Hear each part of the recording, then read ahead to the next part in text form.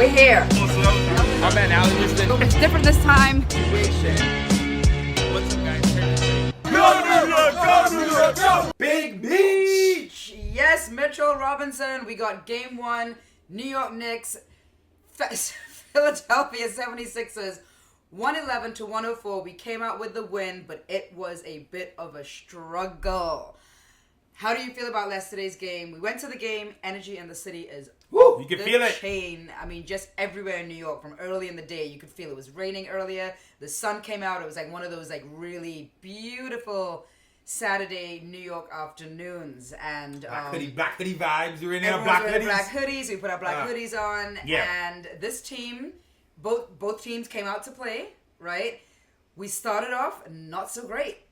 Yeah, Fitty got us in the first quarter. We started Yeah. not so great. They got us in the first quarter. But I will say this. In the past, when our Knicks have played like this, you know, I'm always kind of like, oh, you know, it's okay if they don't play so well in the first half, they're going to come back. But now I legit feel that way. Like, I feel like we always come back. We're always going to come back. And I also always feel like we're always going to play the full 48 minutes and give it our all. Like, there's no point where mentally we give up. Like, we're gonna go through, and that next man up mentality. You know, it's so great to see that we have a full team and a full team that can all play, and that everyone knows how to step up when someone else needs the help. And when Jalen Brunson was not having a good game last night, the other members of this team stood up, showed out, and played, and gave us points where we don't normally get points from them, which was great. So it was fantastic for us to pull out this win, and I feel confident going into the next game that we can do the same. Yeah. I think one of the misconceptions about these Knicks, you kept hearing, you know, who's going to score after Jalen Brunson? What's going to happen? They don't have Randall. They don't have a second scorer. We've been scoring by committee all season. We're playing team basketball. Guys are getting involved. I think a lot of our players are very underrated around the league. So while they're performing at a certain level, they don't have the name yet. So a guy like Deuce McBride, right, who is a lot better than a lot of players in the NBA with a bigger name that you may know. But because people don't know him, he's been in the G League with us. He's been grinding on the bench, getting his minutes, came in as a defensive guard. Now his shot is falling. He's getting more confident. We built this guy up. You know, Deuce we locked him into that incredible contract the day we traded quickly. So imagine what Deuce would be getting after these playoffs. He'd be getting $15 million a year or something. Right? Now he's on $13 million total for the next 2 years. Yeah. Insane. So we've been a team where we play hard, like you said. The guys have developed under here and they're ready to show out. And I think, you know, Philly fans have been talking about, that's not gonna happen again. I'm like, no, it might. Deuce went into Golden State, he killed the Warriors. We saw Deuce towards the end of the season, shot 41% from 3 this year. His shot is confident. He's confident in his shot. This is Deuce, and I'm so glad he's able to show it on a national stage. You saw a lot of people now, who's this Deuce guy? This Deuce guy's killing us. He's gonna keep killing you because that's who Deuce is. But I gotta give shout out to Bojan as well. Bogdanovic was brought in here for the playoffs to make tough shots when the games are harder. It doesn't affect him what game he's playing, and you saw last night, right? He's able to get into his positions. He didn't have an amazing game, but he hit 4 shots, crucial shots where he needed it. But I think the one we gotta talk about today is the man we started the show with. The man on your hoodie, block party, brought it back. Party guy. 4 blocks last night. Mitch Robinson reminded you of who he is. Listen, I love Isaiah Hartenstein, and he's earned the starting position. He adds so much to the offense. His defense has been great as well. But we're blessed to have a center rotation. We said it. This was the pipe dream. 2 guys, each playing 24 minutes. You're getting 48 minutes of elite starting center basketball. And I think last night was kind of the dream of what you'd want, right? Hartenstein didn't have a great game. Didn't match up that well with Embiid. Right. Struggled a little bit. But Mitch did. But Mitch comes in. So you see a game where Mitch plays 30 minutes. They asked Mitch about it in the postgame, and he was like, oh shit, he's surprised he played that much. Right. So if Mitch can play 30 minutes, and then maybe the next game, maybe it's a little bit different. Maybe this series, it's Mitch versus Embiid. Right. But then the next series, you need Hartenstein. Yes. That adaptability, not just with them, but with everything we got on our team. Yes. With Deuce, with OG, with Dante, with Josh Hart, we got to talk about as well. Right. It gives us so many options, which is why I think we're so dangerous this season, this offseason. It does. And our bench, you know, clearly outscored their bench. I think it was like 42-7, which is incredible numbers. But back to Mitch, you know, we saw glimpses of Mitch like this, I think, last season. No, well, early this season. And even earlier. He was incredible last this year. season, and then even like earlier. He's on the screen now watching the replay. And the thing is, I don't think we were expecting to see this out of Mitch last night. I think we were even really maybe shocked. in the playoffs. I think we were really shocked to see him play this well last night in that first game. So it was like, wow, this is the Mitch that we had before. Against Embiid. And against Embiid, which is like yes. I mean that was great. That was great because he stepped up, showed out, and I think what it does for him as well is it brings a lot of confidence for him to now feel that this is who I am. Oh, you all didn't know this is who I am. You all forgot who I was. Yeah. But I'm back. And those blocks, oh wow. Love it. The hustle, he's getting on the ground. Look at him right now. I'm watching him play. He's hustling against Embiid trying to get down the court. Yeah. The big thing with Mitch too is for him, you know how tough it must have been for him this year watching his boy take his place, get all these accolades. Listen, they're really close, but he still took your position. So Mitch is watching the team thrive without him. He's seeing what they can do. He's hearing the people talking about, man, maybe Hartenstein, trade Mitch. Like, it weighs on you, right?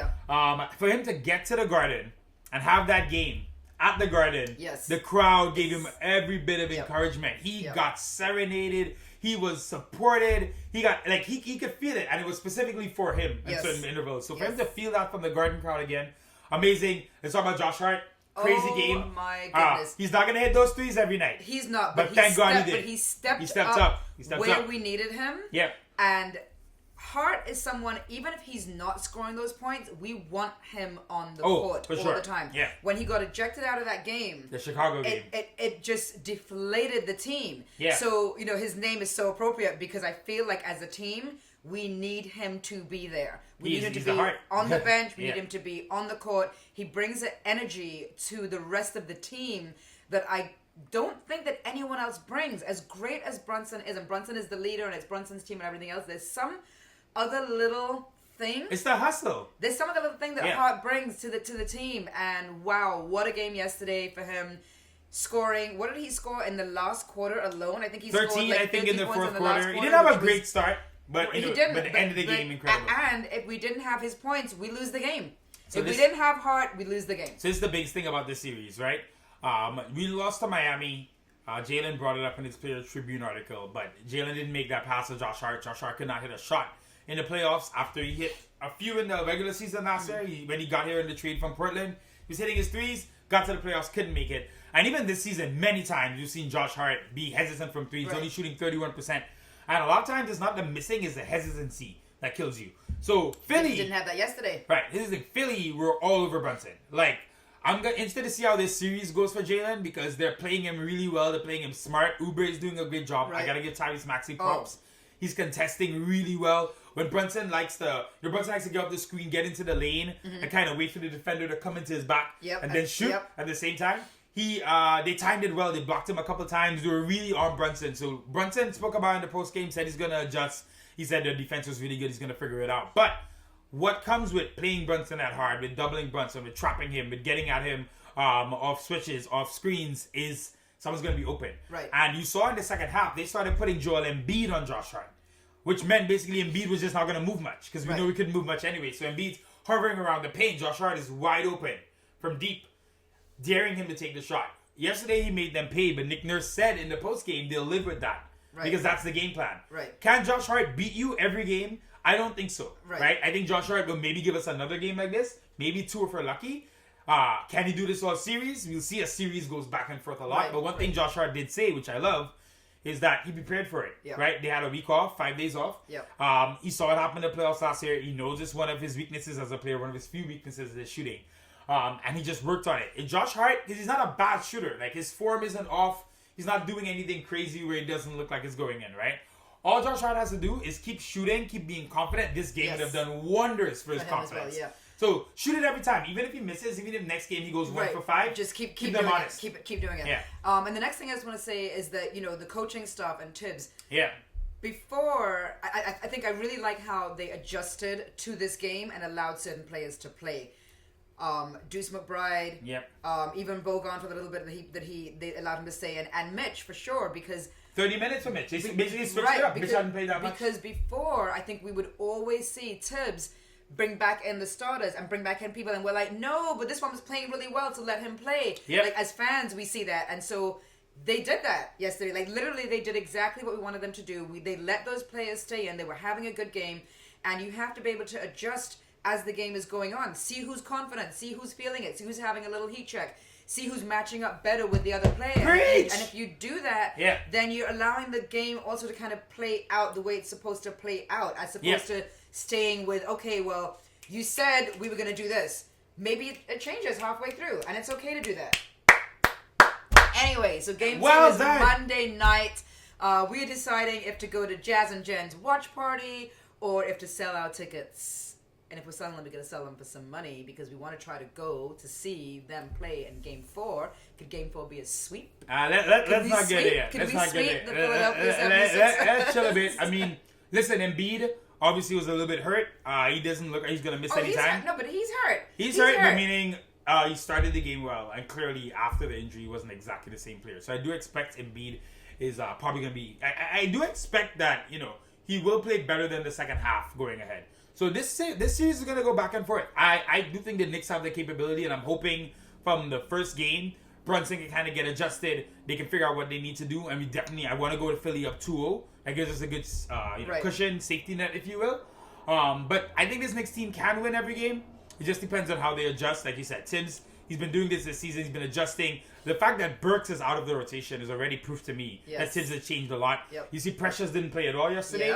Right? We probably didn't need him. We see how that works. But Knicks are in a good thing. I'm trying to keep calm. I want to be excited about this team. I think we can do so much this season. So I want to see it come to fruition. OG, a bit of a quiet game for him as well. Had a couple moments. I expect more from him. Right. But, first playoff game is weird at the Garden. And Brunson's not going to have a game like that again. Brunson shot 8 for 26. I don't think he's going to have his crazy high-scoring series because Philly defends well. But come on. It's not going to be 8 for 26. And no one knows that more than him. Believe me, Jalen Brunson is preparing for the next game. Yeah, he's beating himself. He's beating himself up over that game for sure. But it's all good. Let's go for game 2. Knicks fans, stay here, stay tuned. We're going to try to tape again after game 2. Yeah. And if we go to Philly, for sure, we'll tape a little bit. Enemy territory. Make it out of Philly alive. All right, y'all. Peace.